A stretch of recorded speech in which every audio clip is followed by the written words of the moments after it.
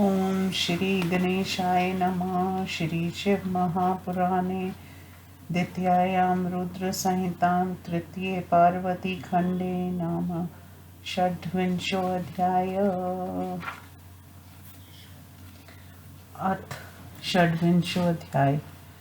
ब्रह्मोवाच गतेषु तेषु मुनिषु स्वं लोकं शङ्करं स्वयं परीक्षितुं तपोदेव्या एषत् सूतिकरा प्रभु। परीक्षा च न शम्भुर्द्रष्टुं तातुष्टुमानसा जटिलं रूपमास्थाय स ययौ पार्वतीवनम् अतीव सत्विरो विप्रेत धारी स्वतेजसा प्रज्वलन् मनसा हृष्टो दण्डी छत्री बभूव सा तत्रापयश्य सत्यन्तां देवी सखीभिः परिवारितां वेदिकोपरि शुदां ताम शिवामिविधो कलाम् शम्भुर्निरीक्ष्य तां देवी ब्रह्मचारी स्वरूपवान् उत्कण्ठं ययो प्रीत्या तदोऽसौ भक्तवत्सला आगतं तं तदा दृष्ट्वा ब्राह्मणं तेजसाधुतम् अपूज्य वा देवी सर्वपूजोपहारके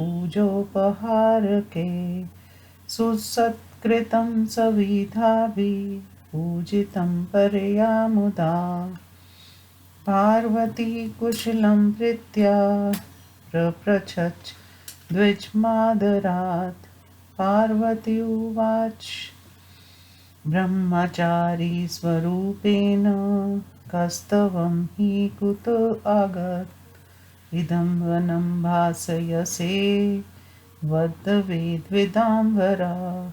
विप्रोवाच अहमिच्छाभिगामी च वृतो विप्रतनुसुधी तपस्वी सुखदोऽन्येषामुपकारिणा संशया का त्वमज्ञासि न तन्या किमर्थं विजने वने तपक्षरसि दुर्धर्ष मुनिभिः प्रपदैरपि न बाला न च वृद्धासि तरुणी भासि शोभना कथं पतिं विना तीक्ष्णं तपक्षरसि वै वने कि त्वं तपस्विनी भद्रे कस्यचित् सहचारिणी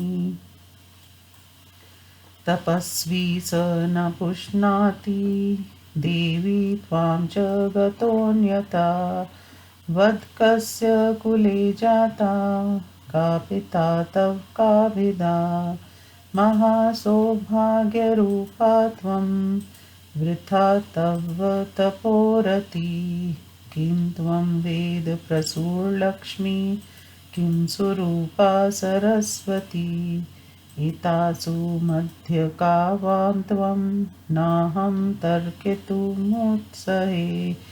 पार्वती उवाच नाहं वेद प्रसूविप्र न लक्ष्मी क्ष सरस्वती अहं हिमाचलसुता साम्प्रतं नाम पार्वती पुरा दक्षुता जाता सती नामान्यजन्मनि योगेन तयक्तदेहाहं यतिपत्राणि नन्दति पति अत्र जन्मनि सम्प्राप्त शिवोऽपि विधिवैभवात् मा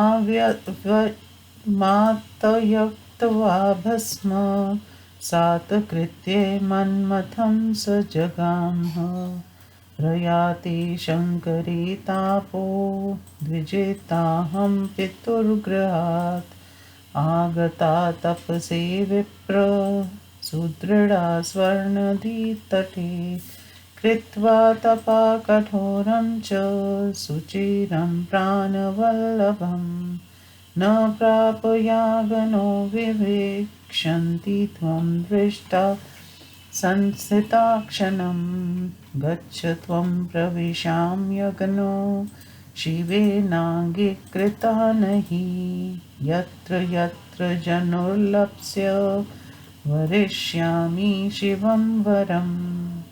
ब्रह्मोवाच इत्युक्त्वा पार्वती वहो तत्पुरा प्रविवेश सा निषिध्यमाना पुरतो ब्रह्मणि न पुनः पुनः वही प्रवेश कुर्वत्या पार्वत्यास्तत्प्रभावता बभूव तत्क्षणं सद्यो वही क्षनन्दन्पक्वत् क्षन्तदन्तरे स्थित्वा आहुत्पतन्ति द्वं द्विजा पुनः प्रपच्य सहसाः विहसन्सुतनु शिवा।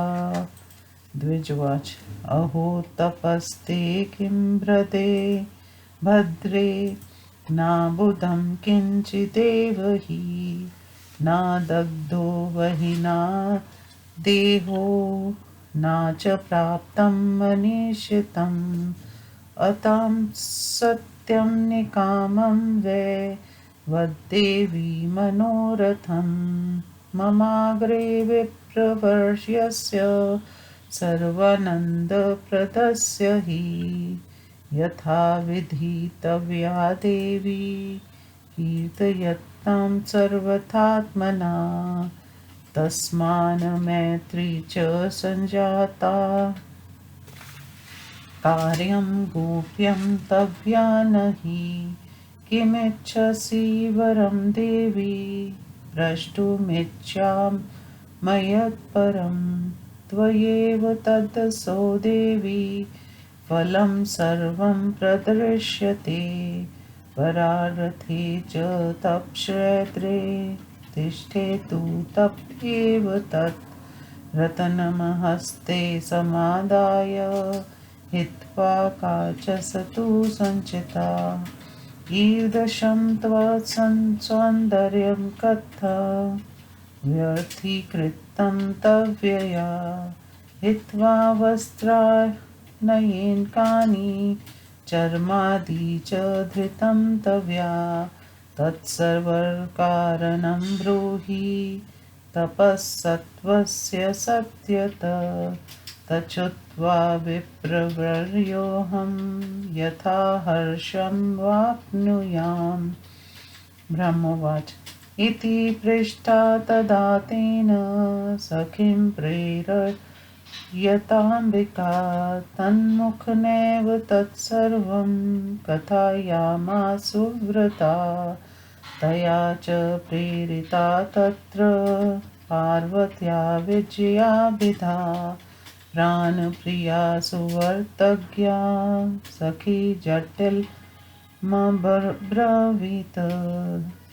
सख्युवाच शृणु साधो प्रवक्ष्यामि पार्वती चरितं परं हेतु च तपस्या सर्वं यदि त्वं श्रोतुमिच्छसि सखी मे गिरिराजस्य सुतेयं हिं भूभृतता खयाता वै पार्वती नाम्ना तस्या मता सती मेनका ऊढयं न च केनापि न वाञ्छति शिवात् परं त्रीणि वर्षसहस्राणि तपश्चरण साधिनी तदर्थमेनया सख्या प्रारब्धं तप ईदृशं तदत्र कारणं वक्षे शृणु साधो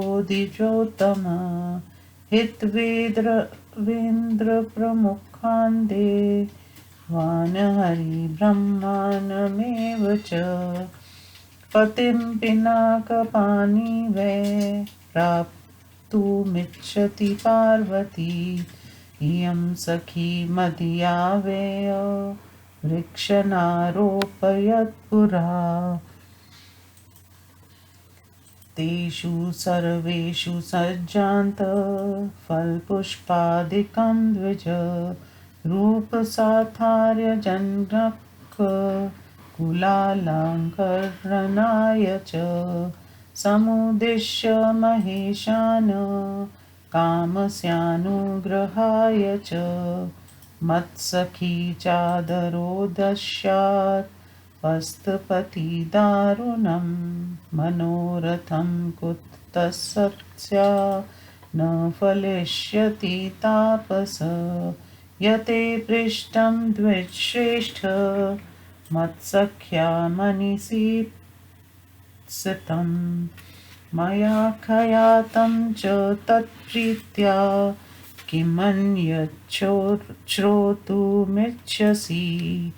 ब्रह्मोवाच इत्येवं वचनं श्रुत्वा विजयाया यथार्थता मुने स जटिलो रुद्रो विहसन् वाक्यं ब्रवीत्।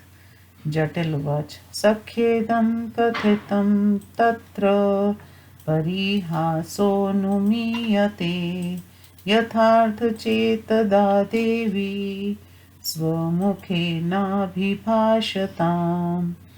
ब्रह्मोवाच इत्युक्ते च तदा तेन जटिलेन द्विजन्मना उवाच पार्वती देवी स्वमुखेनैव त्वं द्विजम्। इति श्रीशिवमहापुराणे द्वितीयायां रुद्रसंहितायां तृतीये पार्वतीखण्डे शिवाजटिलसंवादो नाम षड्विंशोऽध्यायः। हिंदी अनुवाद। ब्रह्मा जी ने कहा, उन मुनियों के अपने लोक को चले जाने पर सृष्टिकर्ता शिव जी ने स्वयं देवी की परीक्षा करनी चाहिए। परीक्षा के बहाने से प्रसन्नचित शिव जी जटाधारी रूप धारण कर वे गौरी शंकर शिखर की ओर गए। अत्यंत वृद्ध ब्राह्मण का वेश धारण कर अपने तेज से प्रकाशित मन से प्रसन्न हाथ में छत्र तथा दंड धारण कर वहां गए। सखियों से घिरी हुई देवी को वेदी के ऊपर बैठी हुई चंद्रमा की कला के सदृश देखा। ब्रह्मचारी वेशधारी भक्त वत्सल शिवजी उस देवी को देखकर प्रेम से उसके पास गए। अद्भुत तेज से युक्त ब्राह्मण को पास में आया हुआ देखकर देवी शिवा ने पूजा सामग्री से उनकी पूजा की। अत्यंत प्रेम से तथा विधि विधान से उनका सत्कार पर पार्वती ने उस ब्रह्मा से आदर पूर्वक कुशल पूछी। पार्वती ने कहा, ब्रह्मचारी वेश धारण किए कौन हैं, कहाँ से आए हैं? वेदों के जानने वाले आपके तेज से ये वन प्रकाशित हो रहा है। ब्राह्मण ने कहा, मैं ब्राह्मण शरीर वाला विद्वान तपस्वी, दूसरों को सुख देने वाला, उपकारी तथा अपनी इच्छा अनुसार इधर उधर विचरण करने वाला हूँ। तुम कौन हो? किसकी कन्या हो? किस लिए इस निर्जन वन में कठोर तप कर रही हो, जो मुनिजनों के लिए भी कठिन है? ना तो तुम बाला हो और ना तुम वृद्धा हो, तुम तो सुंदर युवती हो। पति के बिना तुम किस लिए कठोर तप कर रही हो? हे सुंदरी, हे तपस्विनी, क्या तुम किसी की पत्नी हो जो तुम्हारा पालन पोषण नहीं करता और कहीं चला गया है? बोलो, तुम किसके कुल में पैदा हुई हो? तुम्हारे पिता कौन है? तुम्हारा नाम क्या है? तुम तो अत्यंत सौभाग्यशाली हो, तुम तो व्यर्थ ही तप कर रही हो। क्या तुम वेदों को जन्म देने वाली सावित्री हो या लक्ष्मी हो अथवा सरस्वती हो? इनके बीच में तुम कौन हो, मैं जानना चाहता हूँ। पार्वती ने कहा, हे ब्राह्मण, मैं सावित्री हूँ, ना लक्ष्मी और ना सरस्वती हूँ। मैं तो हिमालय की पुत्री पार्वती हूँ। मैं पहले जन्म में दक्ष प्रजापति की कन्या सती थी। मेरे पिता ने मेरे पति की निंदा की तो मैंने योगाग्नि द्वारा शरीर छोड़ दिया था। इस जन्म में भी भाग्यवश मुझे शिवजी मिले थे, किंतु वे कामदेव को जलाकर और मुझे छोड़कर चले गए। उनके चले जाने पर मानसिक कष्ट से घबराकर तपस्या करने का दृढ़ संकल्प कर पिता के घर से स्वर्गांग के तट पर चली आई।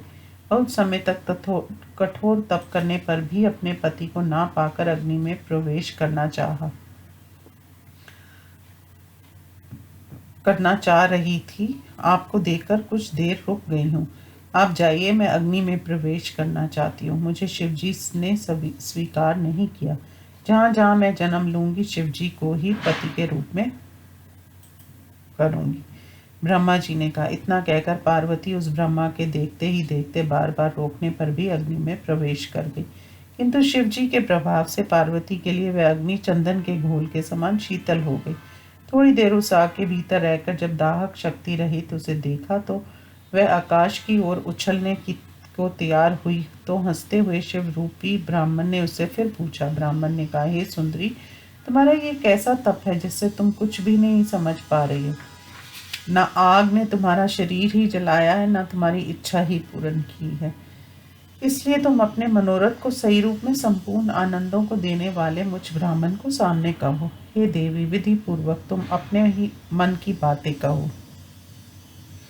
मेरी तुमसे मित्रता हो गई है, अंत मुझसे कुछ मत छिपाओ। हे देवी, तुम कौन सा वर चाहती हो, मैं तुमसे पूछना चाहता हूँ, क्योंकि मुझे संपूर्ण फल तुम्हारे में ही दिखलाई देता है। यदि दूसरे के लिए तुम तप कर रही हो तो क्या किया करो। रतन तुम्हारे हाथ में है, उसे छोड़कर कांच का संग्रह व्यर्थ होता है। इस प्रकार अपनी सुंदरता को तुमने वस्त्र आदि हटाकर चर्म आदि को क्यों व्यर्थ धारण कर लिया? इस तप का वास्तविक सब कारण बतलाओ, जिसे सुनकर मैं ब्राह्मण प्रसन्न हो सकूं। ब्रह्मा जी के ने कहा। इस प्रकार जब उस ब्राह्मण ने पूछा तो अंबिका ने अपनी सखी को उत्तर देने के लिए प्रेरित किया और उसी के मुख से सब कहलवा दिया। पार्वती द्वारा प्रेरित प्राण प्रिय तपस्या के रहस्य को जानने वाली विजया नामक सखी ने ब्रह्मचारी से कहा। सखी ने कहा, हे साधु, मैं पार्वती के उत्तम चरित्र तथा तपस्या करने के कारण को कहती हूँ, यदि तुम सुनना चाहते हो। मेरी ये सखी गिरिराज हिमालय की कन्या है। ये पार्वती नाम से प्रसिद्ध है। इसकी माता का नाम मीना है। इसका विवाह अभी नहीं हुआ और शिव के अतिरिक्त किसी को पति के रूप में नहीं चाहती, इसलिए इसने 3000 वर्ष तपस्या की। उसी के लिए मेरी सखी ने ऐसा तप प्रारंभ किया। हे साधु विप्र, इसका कारण मैं कहती हूँ, तुम सुनो। ब्रह्मा, विष्णु, इंद्र आदि प्रमुख देवताओं को छोड़कर वह पार्वती केवल पिनाकपानी भगवान शिव को पति के रूप में प्राप्त करना चाहती है। हे विप्र, इस मेरी सखी ने पहले जो वृक्ष लगाए थे उन सब में फूल आदि सब लग चुके हैं। इसके रूप की सफलता के लिए, पिता के वंश को सुशोभित करने के लिए तथा महेश को लक्ष्य कर कामदेव के अनुग्रह के लिए मेरा ही है सखी नारद के उपदेश से कठोर तप कर रही है। ना मालूम इसका मनोरथ पूरा क्यों नहीं हो रहा है। हे विप्र, जो तुमने मेरी सखी के मन की बात पूछी थी वह मैंने प्रेम पूर्वक कह दिया है। अब और क्या सुनना चाहते हो? ब्रह्मा जी ने कहा। विजया के इस प्रकार वास्तविक वचनों को सुनकर हे नारद, वह ब्रह्मचारी शिव हंसते हुए कहने लगे। जटाधारी ने कहा, सखी द्वारा कही गई ये बातें परिहास जैसी लग रही। यदि यह सत्य है तो देवी अपने मुख से कहे। ब्रह्मा जी ने कहा। जटाधारी ब्राह्मण के ऐसा कहने पर पार्वती देवी ने उस ब्राह्मण से उन सभी बातों को अपने मुख से कहा। इस प्रकार शिव पुराण में शिवा जटिल संवाद नामक 26वां अध्याय समाप्त। ओम नमो शिवाय।